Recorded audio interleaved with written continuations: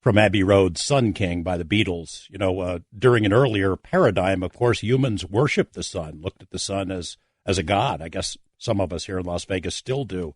But we've moved on. One of the people, the premier chroniclers of paradigm shifts like that, the guy who has pulled all these threads together into a central narrative dealing with UFOs and other mysteries, has been Dr. Jacques Vallée. I've spoken about Dr. Vallée and interviewed him on this program, and my opinion of him in this field is no secret. I think he's the most important thinker ever to write about the topic. So about a year ago, there was a meeting. Tom met with Jacques Vallée face-to-face. I'm not going to say too much about it, except that going into it, Dr. Vallée was skeptical and reluctant. And now I open this book up, Gods, Man, and War, and he's written the foreword. And he writes, "The experience of the unknown is only deepened, raising unsettling questions about the intrusion of the uncanny into our shiny modern world of convenient machines and superficial entertainment." He calls the book a bold reexamination of the meaning and nature of unexplained aerial phenomena, and it is. And the co-writer is Peter Levenda. He joins us in just a moment. Stick around. Welcome back. Peter Levenda is a scholar and author of multiple books. He's been on Coast to Coast numerous times. He's interviewed Nazis, neo-Nazis, Klansmen, Satanists, witches, occultists, intelligence agents, clergymen, bogus clergymen, businessmen, military folks, and others, and is the co-author of Secret Machines, Gods, Man, and War. Welcome back to the program, Peter. Thank you very much, George. Let me start this way. Is this the book you set out to write when you and Tom first got together and talked about it? Is this what you figured you would do, or did that change somewhere along the way? Well, it changed, of course, because, in large part, because of the kinds of conversations that Tom was having with people that he was talking to. So I was getting some information that I had not had before.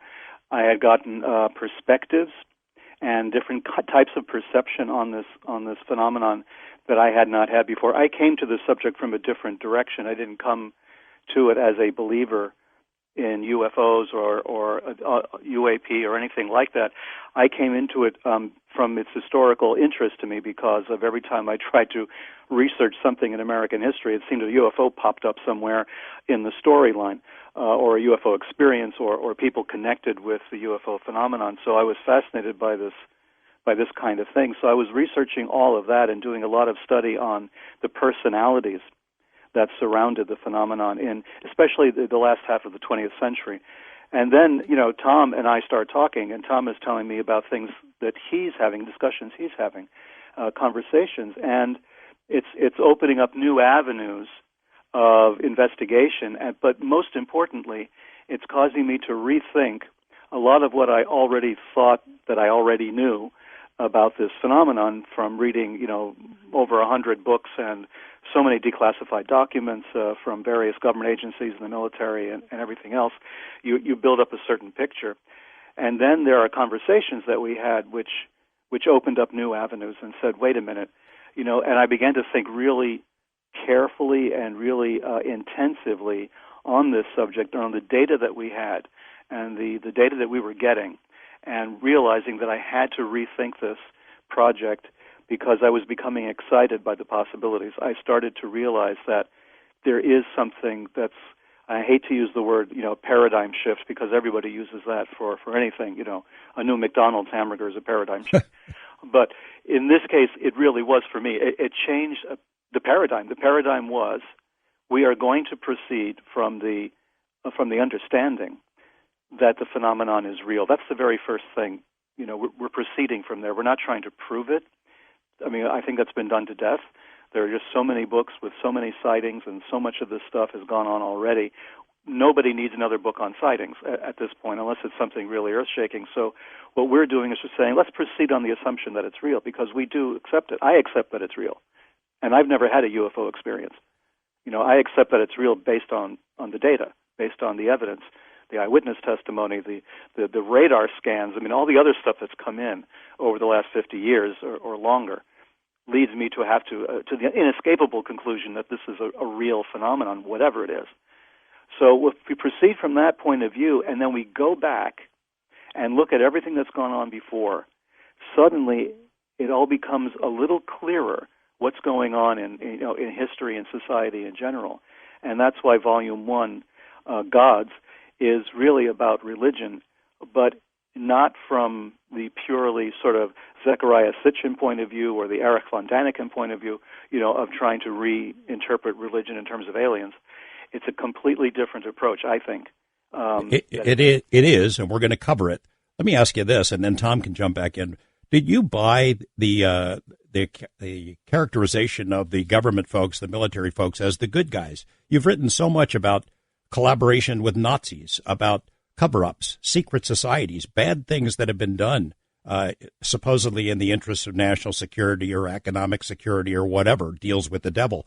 I think about UFO stories that I've written about cover-ups and disinformation that's put out and lies that are told, spying on UFO researchers and infiltrating UFO organizations. I guess as you accumulate all this information, read those 100 books, do you feel now that the end justifies the means? Wow, there's a mouthful there. Let me backtrack. Sorry about that. You're absolutely correct that I've written about government interference in virtually every aspect of our lives. I mean, I've covered, the assassinations and, Watergate and Iran-Contra and on and on and on. So when it comes to the government interfering in things they shouldn't be, yeah, you're 100% correct. So I'm not naive, and I think that's one of the reasons why, Tom can correct me if I'm wrong, but I think it's one of the reasons why Tom had me on this is because I brought that kind of skepticism and that kind of jaundiced, sort of perception to all of this to see if I could separate the wheat from the chaff on this.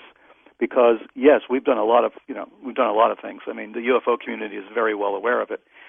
But I think Tom's approach was unique, and he sold me on this approach, which is the UFO community has been in an adversarial relationship with the government and the military since this whole thing began, really. We knew we were being lied to in the 1940s and 1950s. There just was no doubt about it. A lot of 60s, 70s, 80s, 90s, yeah. Right. Well, yeah, starting from the 40s and 50s, but going on from there. So we've been lied to. There's no question about it. And there is an adversarial position, and they have infiltrated UFO groups, and they've tried to do what they could.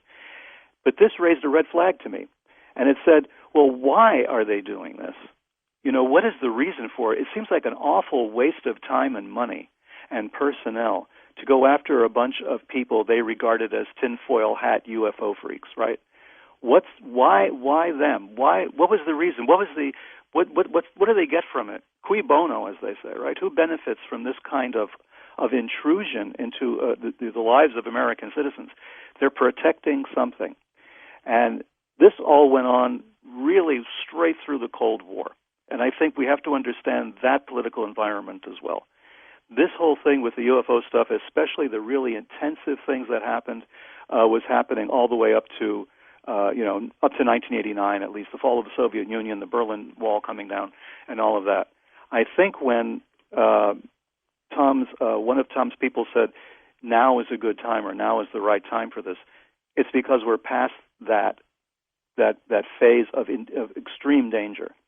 And this ideological conflict that we had with the Soviet Union and with the Chinese as well, and Cuba, all the communist countries lumped in one big umbrella. We're at a point now where things are dividing up, things are splitting up in ways that they hadn't before. And this may be the time to start talking seriously about what this phenomenon is. And by approaching the government the way Tom has, by saying, look, we're not the adversaries, we're not the enemies, we're not going to accuse you of all sorts of skullduggery. Tell us what the truth is, if you can. If you can't, tell us you can't. We understand about security clearances. We understand you can't violate them or you go to jail. We understand that you'll lose your reputation and your livelihood, if nothing else, if you violate these things. And I've known people like this. I belong to organizations. I hang out with intelligence people and everything else. These are very serious people. And it doesn't mean they're all evil. They're not trying to, disrupt our lives necessarily. But they have their orders and they have their security clearances. So our approach was, tell us the truth or tell us nothing. Be open with us as much as you can. If you can't be direct with us, give us some hints, drop us some crumbs. tell us like Woodward and Bernstein, during Watergate. If you can't tell us, then just, give us a hint, or, if I'm saying the right thing, don't hang up. If I'm talking nonsense, then hang up the phone. Remember that famous scene in Sure. All the President's Men. So you take an approach like that, and then Tom will come to me with information. And again, I'm skeptical. I remember very clearly, the Doty Benowitz case and all these other cases. Yeah, I was going to mention that. I mean, that ruined that guy's life, Ruined it, absolutely. And, Linda Moulton Howe was dragged into it as well, The thing that I find sort of salutary about all of this is that we, by we I mean mostly Tom approached them. No one's approached us. No one said, hey, I've got some great, video to show you, or I got some, documents that you shouldn't see. You can look at them, but you can't take them home. None of that stuff has been happening. There's been none of that. There's been a sort of arm's length, slowly but surely, we'll give you a little bit, we'll see what you're going to do with it. Are you going to betray us? Are you going to, blow our relationship in some way? Or are you going to handle this respectfully and seriously? Are you serious individuals? And I think that when we started to work on this thing, and I worked on Gods, the first volume of what's going to be a nonfiction trilogy, and I wrote the opening statement, which is really kind of a mission statement, the prologue to the book. I think people realized, number one, we were not, crazy enthusiasts going out there and believing, 6 impossible things before breakfast.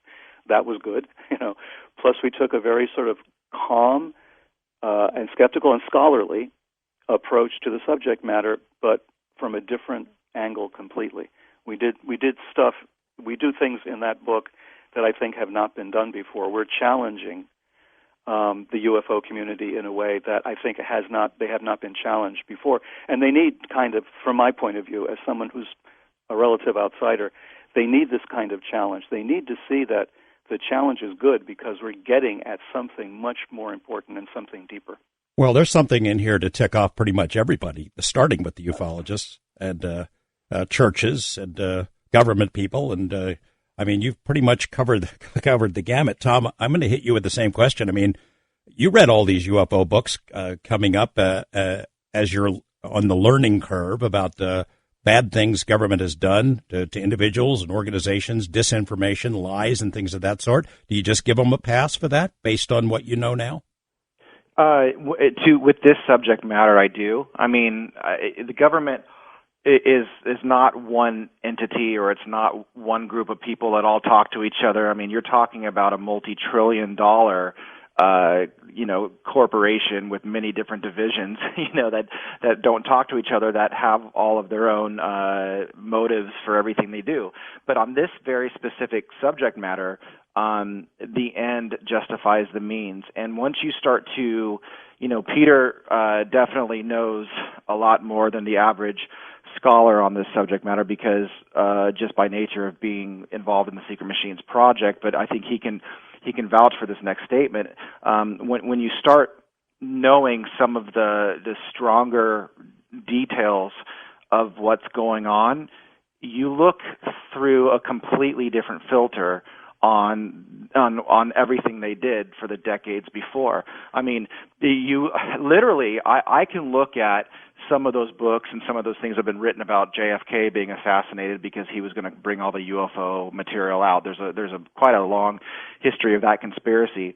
I can actually look at that and go, well, there's a part of me that goes, I can see people coming to the conclusion they needed to do that once you know some of this stuff. I'm not saying it's right. I'm not saying I'm for it. It's just when you try to be objective on this stuff and you look at something that was potentially existential threat, it's like, and they're working on something and they're trying to get something right to defend us. You don't want to blow it up right when you're having some progress. So you start to look at things in such a different perspective, and it's really mind-blowing, to be honest. But I don't have all the facts, and I don't give everyone a pass. I just know with this subject matter, I think it's an end justifies the means kind of situation, and I would have to agree. Well, you know how it is. I'll start with you and then bring Peter back into it. But you know how it is. People want the information right now. They hear, all right, Tom, a year ago you said you had this panel of advisors and you're working toward disclosure. You're going to get to the bottom of this thing. Where is it? You know, I get it pretty much no matter what show we cover. If we don't reveal the whole thing in the first 5 minutes, people get ticked off. So there are people right now pulling their hair out. Tell us where the flying saucers are, Tom. What did you learn? Where are they? Where are these aliens from? Well, number one, there's multiple different races. It's not just one specific kind, and the different races don't get along with each other, and we don't really get along with them either.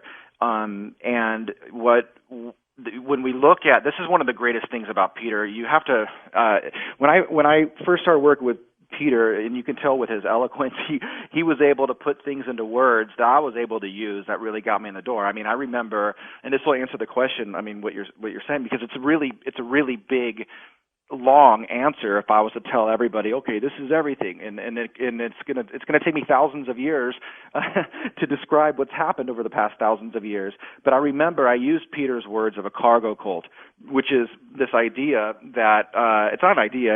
It's Peter, why don't you explain what a cargo cult is? Because this is going to lead into how I used those specific words about the cargo cult, and that was the trigger where someone looked at me and said, okay, I'm going to introduce you to somebody, and that's where the door opened up. And once you start thinking about the cargo cult, you start going, oh my God, all the world's religions are tied to this. So when people go, well, where's the alien? Where's the flying saucer? It's all about the little, no. It's all about thousands of years of looking into the sky and seeing something and creating different religions based on it. So Peter, maybe you can explain the cargo cult thing so that way I don't muck it up too much. We're going to a break in 2 minutes, so Peter, take a whack at it. Okay, cargo cult. This kind of cult was discovered during World War II for the most part in the South Pacific Islands. You had people living in a Stone Age environment all that time until World War II broke out. And on their islands were being used as supply depots and everything else. So people living in these villages would suddenly see all these planes coming in with people wearing these elaborate uniforms and radio communications, and the planes would disgorge all of these boxes of medicine and food and all kinds of good stuff. And the people witnessing this, these Stone Age people living in that kind of an environment, are watching this thing through the leaves of the jungles, and they're saying, all we have to do then is duplicate what these people are doing. We build ourselves an airstrip. We build ourselves a conning tower, or not a conning tower, but a tower, a radio control tower, an air traffic control tower. We build ourselves kind of stuff that looks like the stuff they're using, and maybe one of these planes will land here and give us stuff. Basically, they created a religion around what they perceived as this supernatural event, and they saw it as a supernatural event. They didn't see these people as people. They didn't see these machines as anything that was, man-made. They saw this as some kind of supernatural event that was taking place, and a religion sort of accreted around it like barnacles on the hull of a ship. And basically that's what, from my perspective and the way we're introducing it in Gods in this book, is that the cargo cult concept, that theory, is what is at the root of not only our religions in the world in general, this religious impulse is based on that, but also our science and technology is part of that same cargo cult. We'll jump back into the big themes, the big picture, with Tom DeLonge and Peter Levenda talking about gods, man, and war. Bob Dylan takes us into the break with Subterranean Homesick Blues. We all need a little of that. Saving Grace is the song from Tom Petty, his traveling companion or highway companion album from 2006. Great album, underrated. We're talking with Tom DeLonge and Peter Levenda about their new book, Gods, Man, and War. It's a UFO book without UFO cases. We're going to explain why when we come back here on Coast to Coast AM. In this new book, Gods, Man, and War, an official secret machines investigation of the UFO phenomenon, there isn't a whole heck of a lot of UFO cases in there or incidents. As Peter Levenda mentioned a couple of minutes ago, the book starts with the premise that it's already real. We don't have to prove it again. We can start with that as a place to open the discussion. Peter, explain to me how wide of a net you threw in pulling various threads together as a way to explain the UFO phenomenon in sort of a way it hadn't been done before. Well, in the first place, what I was interested in doing was to investigate the earliest textual evidence we had from various civilizations, societies around the world, to see if there was evidence, if there were traces of a memory of an event that they described in similar terms. In other words, something coming from the sky or something seen in the sky, celestial beings, arcane powers, that sort of thing, and try to see if there are any similarities in their narratives going across from one civilization to the next, just looking for trace evidence, because I felt that these people in the ancient times, people who had just developed writing and were just beginning to write down experiences and what we sort of deprecatingly refer to as their mythology, that they are actually referring to real events. There's a kind of truism when you study anthropology or you study religion, that first there's the event, and then there's the myth that explains the event. So the event is real. You may get different interpretations of it. You may get people struggling with trying to explain what they saw or trying to describe what they saw without even explaining it, but just even describing it. So there's this struggle that takes place. So if you look at all of these various scriptures and these ancient forms of literature, you can find traces like that. So my initial approach in Gods was to go very far-reaching, was to look at some of the very familiar subject matter that we have, biblical stuff in the West, but then to expand that out, looking at ancient Sumer, at Babylon, looking at ancient Egypt, which is a very rich place to start as well, because they built an entire approach to burial and to mortuary science, let's put it that way, but with a view towards immortality and actually traveling to the stars. The idea of building the pyramids was to, as one pyramidologist explained it a couple of years ago, was to create a resurrection machine. You know, that's what the pyramids, from this point of view, were intended to be. And it was always oriented starward. So the opening of the mouth ritual, the mummification ceremonies were all done with a view towards the soul, the essential nature of a human being is somehow connected to the stars.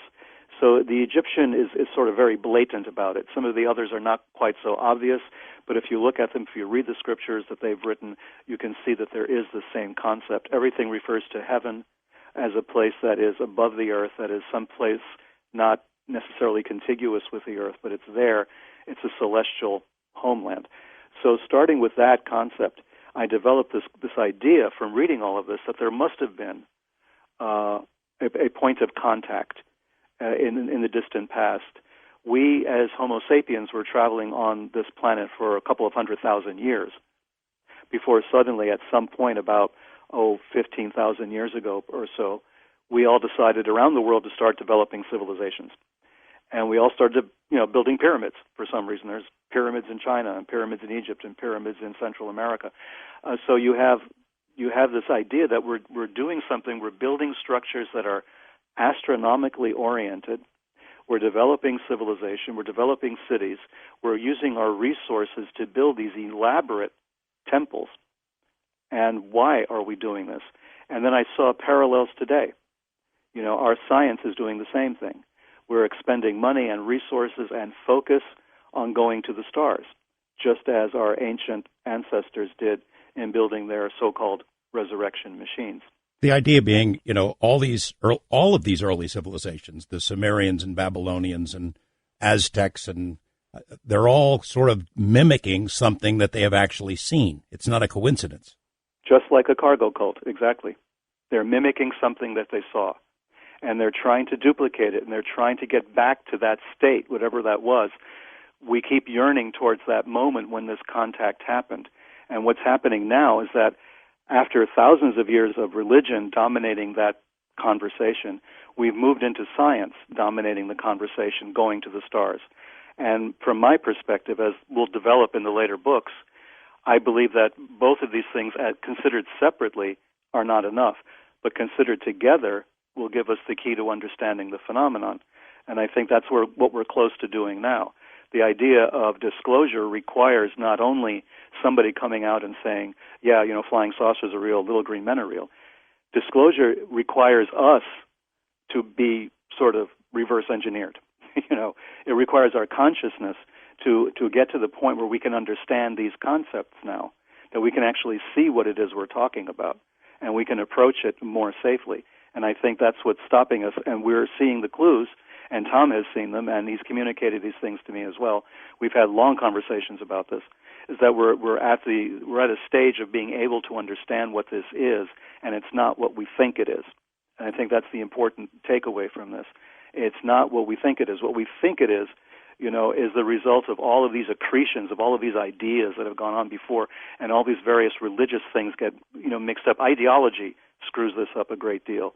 If we can strip the ideology out and only talk to the mystics and only talk to the shamans, we'll get a closer idea as to what this is. And the other ology is ufology. Tom, when you started down this path, as for me and probably for Peter as well, the prevailing view is UFOs, lights in the sky, craft from other planets. They're here visiting us, checking us out. That's not what you're looking at now at all.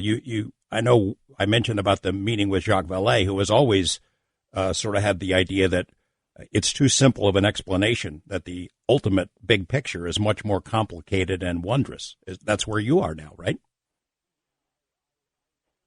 Is Tom there? Guy, I think the universe is so big and there's so much going on in it that almost anything is possible. Is there a dimensional thing that's going on? Probably. And is that another intelligence? Probably. Are there people coming here from other planets? Probably. And it just goes on and on. I do know that one of the things that gets really confusing for people is, orbs.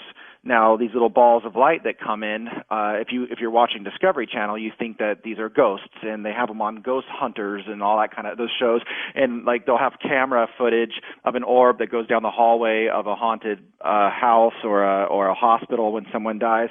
But those same orbs do some pretty funky things to people that see UFOs all the time. The orbs can show up and cure someone's cancer. I know somebody who had his cancer cured by that. And I've actually seen all the videos and photos of the orbs in his backyard because he's being studied right now from various places. And these orbs will do some tricky stuff. They make him feel that it's all religious. So to this guy, it's all about Christianity. And he's just like, thank you, Lord. Thank you, Jesus. And I'm so blessed that these lights are here. Now, those same orbs are projecting holograms of gray aliens, the little ones with the big black eyes. I call them bugs. And you're kind of going, okay, so why are these orbs showing up and downloading into this guy's head when he's in his living room? Go get your camera and come out to the backyard. And then it does a song and dance for him. Maybe it shows an alien. Maybe it cures him or his friend. They brought other people over that got cured for cancer, And but then there's this whole, it's like this big religious experience, and it's all good, but it's all kind of confusing. And then on the other side of the world, these orbs are showing up, and they're doing really, really bad stuff to people. And there is no good about it. There is no happy, Christian tale.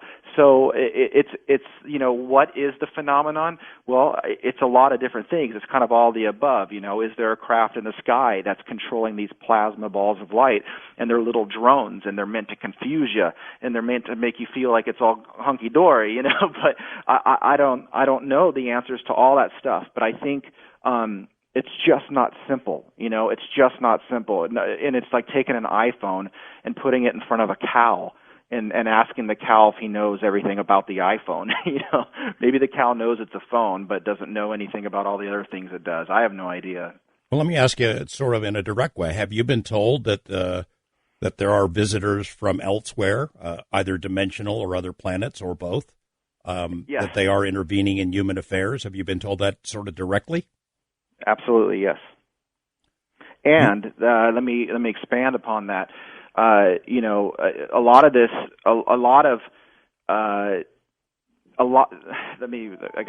got to think about how I say these things. There's a lot of things that I can't say, but when we tie some of the others to mythology, one of the things that was hammered into me was specifically, the gods intervening in human events at a time and at times where there's industrialized warfare and trying to help different sides end because there's a political means to the industrialized warfare. So it's taking sides. God's taking sides, and Peter. I mean, one of the reasons I loved working with him was he had such a great understanding and a really large understanding about God's intervening in human affairs in antiquity, and all of the ancient texts are just littered with the gods helping one side against the other. Well, and being at war with each other. Peter, that's an important theme that you develop in great detail in this book about the gods being at war with each other, using various skullduggery and weaponry, and it seems like it's for control of the planet or of us. Is that your contention? Well, I think that some of that plays out here. I think that we've witnessed it in dim antiquity. We've witnessed something of that nature. It scared us tremendously, and we chose sides, or we thought this side was probably better than the other side, or maybe one side had dominated and another side was the aggressor. I mean, it's really hard to come up with modern-day contemporary viewpoints on this. We have to go back to understanding how they saw what was happening. People who were not technologically advanced, like the cargo cults, are witnessing a struggle. The people of the cargo cults, the real cargo cults in the South Pacific, were witnessing exactly that. They were witnessing the Japanese fighting the British and the Americans in the Pacific during World War II. So they saw that there were two opposing groups fighting each other, right? So they incorporated that, to some extent in their histories and in their belief systems, this idea that there was kind of a struggle, that there were, fascinating weapons and the ability to fly over the planet and to do all sorts of things. I mean, imagine what that must look like to a Stone Age civilization. So but in the book, though, you make... That doesn't mean they understand what was going on, right? The argument being in the book, there are numerous examples of ancient civilizations that are describing wars between gods. There's scripture, there's carvings and petroglyphs and things of that sort. You think that there are at least some of these that need to be taken literally. I think so, literally to the extent that something was taking place and it was not human in the sense that we understand it, or else they would have described it that way. There's certainly enough things in the Bible that describe, tribes fighting tribes, for instance. There's no hint of, necessarily there being any supernatural component to that. But if we go back to Genesis 6 as an example, and there you have the sons of God and the daughters of men, and so what does that mean? That's one of those phrases, that sections of the Bible that nobody really understands and can convince me that they understand it. You have something called the sons of God, the Bene Elohim, and then you have the daughters of men. And the sons of God think the daughters of men are really cute, and they go and cohabit with them, and they have children. And it appears that these children are sort of genetic monstrosities of some kind, because they're called the giants, which is one way of interpreting the term Nephilim. So you have... This happens, and then immediately, in the Bible, Genesis 6, after this description of the sons of God and the daughters of men, God gets very upset with the human race and decides he's going to destroy the whole planet. And that introduces the story of Noah. So there's this bizarre segue that you go from some beings that we don't know, that are obviously not human, because we're emphasizing daughters of men and the sons of God. And why would the sons of God be evil, right? Why would God be upset with his own sons if this was the case? It didn't seem to be the case. The sons of God were the way that they had to describe otherworldly, non-human beings who were actually cohabiting with human women and then giving birth to basically hybrids. Right, so you have the David and Goliath, thing that happens later, and Goliath is one of these monstrous beings that was created that was not destroyed during the flood, but which actually survived the flood, even according to the Bible. So when you look at events like that, you think in terms of, we learn about Greek mythology in school and it's all nonsense. Well, no, they're attempting to describe things that actually happened using the terminology they had, the language skills they had, and the context that they had. So they are describing, conflicts that took place for which they have no earthly counterpart. Tom, you start casually asking your advisors questions, sort of feeling your way along, not wanting to push it too far. But you ask one of them in particular, and I hope you can talk about this. I think you can, there's a reference in the book, some question, and he gives you the answer. Instead of him telling you, yeah, we've got the flying saucers stashed at Area 51, or it's the reptilian race from the planet Serpo or something, he tells you to take a look at Greek mythology. That's not what you were expecting to hear. Oh my gosh! It was not only was it not what I was expecting to hear, it was told to me 3 different times from different people at those levels, and I missed it. I missed it the first time. And then it was brought up the second time, and then my heart sank because I go, oh, my God, I was so dumb. I missed it the first time when it was said to me. And then I flew across the country and had a chance to meet somebody that was of the highest ranks in multiple places in the government.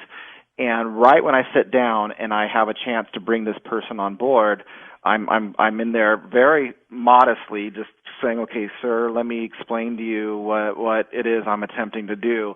And he stops me and he goes, when I was a kid, I used to read a lot of Greek mythology. And he just stares at me. I'm like, oh my God, here it is again, And it all goes back to that. But I really do think that's about one particular race. It's not about all of them. There are multiple races. I think when it comes down to the Greek mythology, I had to get some clarification on that, and it's exactly as I described earlier in what Peter gets into in the terms of these gods are intervening in human affairs. But at that point in time, during ancient Greek times, that's really when they made themselves visibly known, potentially for the first time. They've been doing it long before that, but at that moment, it seems as though they were really visible, and that's when we got the Greek alphabet. That's when we got the democracy stuff, and that's when we got the architecture, and that's why if you look at Washington D.C., the architecture is very similar. It's in the Western world.